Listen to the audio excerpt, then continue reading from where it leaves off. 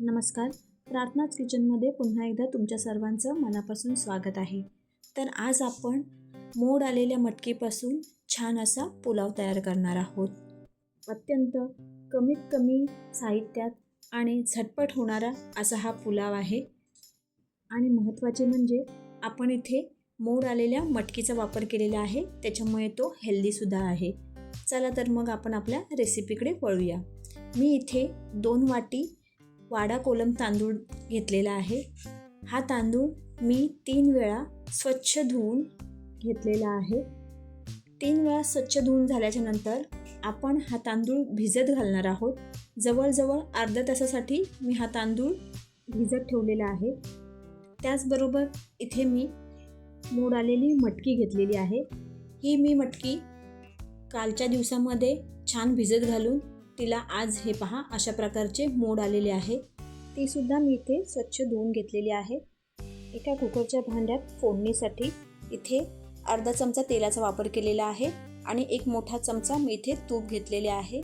फोडणीसाठी मी इथे घातलेली आहे अर्धा चमचा मोहरी, पाव चमचा जिरे आणि 4 ते 5 कढीपत्त्याची पाने.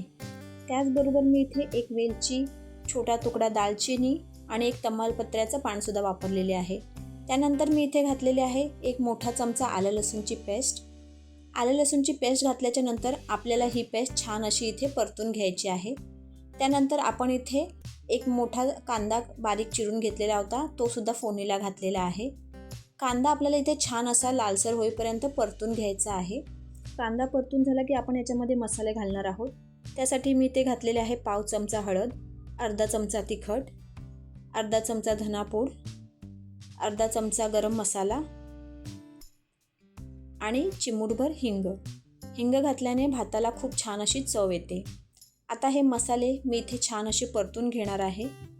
मसाले परतून झाल्याच्या नंतर आपण इथे मोड आलेली मटकी घालणार आहोत. मटकी आपल्याला इथे या मसाल्यांमध्ये छान अशी परतून घ्यायची आहे. आपण या पुलावामध्ये मटकीचा वापर केल्यामुळे आपली ही रेसिपी आहे ती हेल्दी झालेली आहे. जर तुमच्या घरी लहान मुलं असतील तर अशा प्रकारची रेसिपी तुम्ही नक्की ट्राय करा. आता आपण ह्याच्यामध्ये सोक केलेला तांदूळ घालणार आहोत. तांदूळही आपण इथे छान असा मिक्स करून घेणार आहोत. आपला तांदूळ मिक्स करून झाला की आपण ह्याच्यामध्ये घालणार आहोत चवीनुसार मीठ आणि गरजेनुसार पाणी.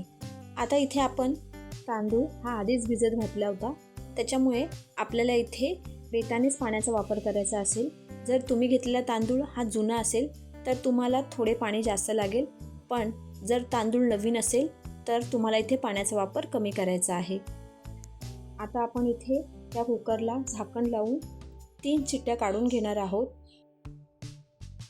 कुकर थंड झाल्यानंतर हा पहा आपला मटकीचा पुलाव इथे तयार झालेला आहे.